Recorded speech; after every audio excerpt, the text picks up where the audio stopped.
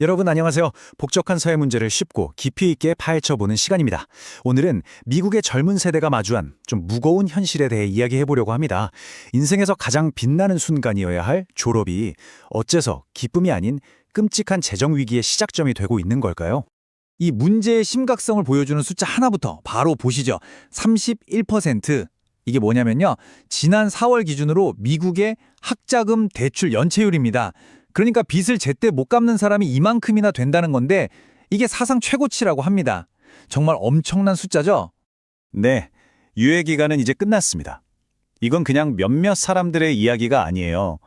말 그대로 시스템 전체가 흔들릴 정도의 충격이라는 건데요. 그동안 버팀목이 되어주던 일종의 안전망이 있었는데 그게 사라지면서 닥친 위기부터 한번 살펴보겠습니다. 방금 보신 그 31%라는 숫자가 바로 이겁니다. 대출을 받은 사람 10명 중에 3명이 지금 90일 넘게 돈을 못 갚고 있다는 뜻이에요. 이건 뭐 개인의 신용기록에 그냥 바로 빨간불이 들어왔다 이렇게 보시면 됩니다. 근데요, 여기서 더 심각한 건 연체를 넘어서 아예 상환 자체가 불가능하다고 느끼는 사람도 4명 중 1명이라는 겁니다. 갚고 싶어도 도저히 갚을 방법이 없는 정말 막막한 상황에 처한 거죠. 그럼 돈을 못 갚으면 어떻게 될까요?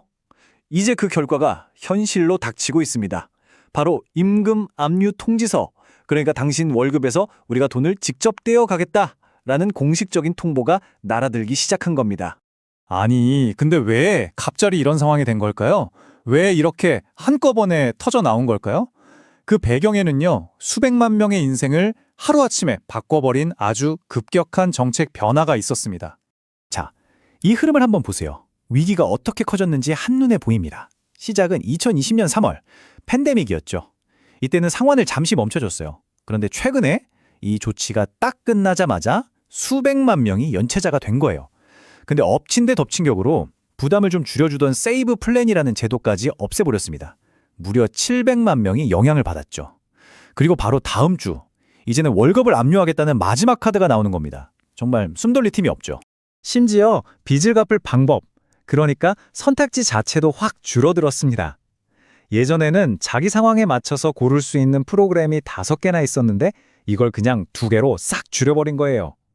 사람마다 처한 상황이 다 다른데 이제 맞춤형 해결책을 찾기가 훨씬 더 힘들어졌다는 얘기입니다.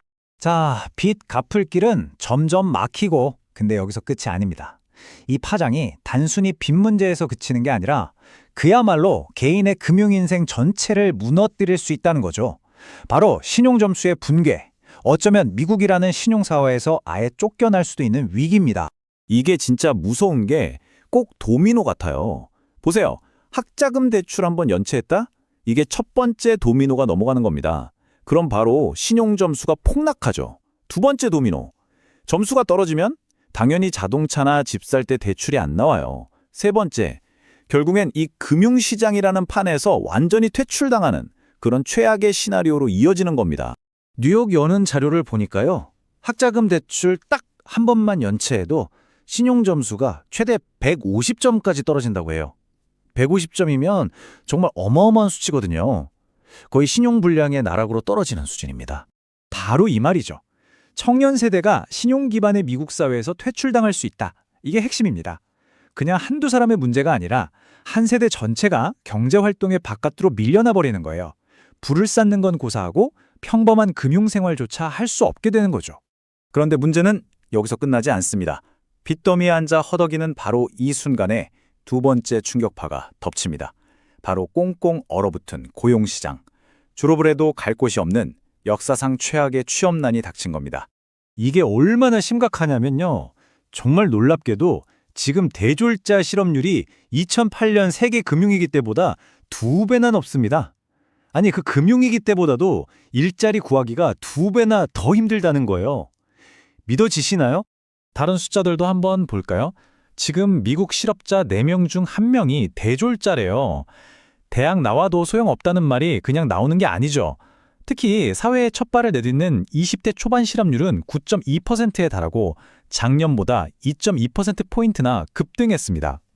이건 경제가 완전히 침체되지 않고서는 보기 힘든 정말 이례적인 수치라고 해요. 뭐 AI 때문이다, 기업들이 사람을 줄인다, 이런저런 이유가 있겠지만 결론은 사회 초년생들 앞에 놓인 문이 그냥 굳게 닫혀버렸다는 겁니다. 네, 그래서 벼랑 끝에 선 세대라는 말이 나옵니다. 한쪽에서는 감당 못할 빚이 짓누르고 다른 한쪽에서는 일자리를 찾을 수가 없고 이 두 가지가 합쳐지니까 사회생활의 출발선 자체가 그냥 벼랑 끝이 되어버린 세대가 등장한 거죠. 바로 이겁니다. 이중 위기. 대출 받기는 어려웠는데 갚는 건 더 어렵고 이제는 그 갚을 돈을 벌 직장 구하는 게 제일 어렵다. 이게 지금 상황을 가장 잘 보여주는 말 아닐까요? 교육, 신용, 고용. 우리가 경제적으로 자립하기 위해 꼭 필요한 이 세 개의 기둥이 한꺼번에 무너져 내리고 있는 겁니다. 그럼 이런 질문을 던질 수밖에 없습니다. 사회생활을 빚과 실업으로 시작하는 세대, 이들에게 미래는 과연 어떤 모습일까요? 이건 단순히 그들만의 불행으로 끝날 문제가 아닐 겁니다. 우리 사회 전체가 앞으로 어떤 대가를 치르게 될지 정말 심각하게 고민해 봐야 할 시점입니다.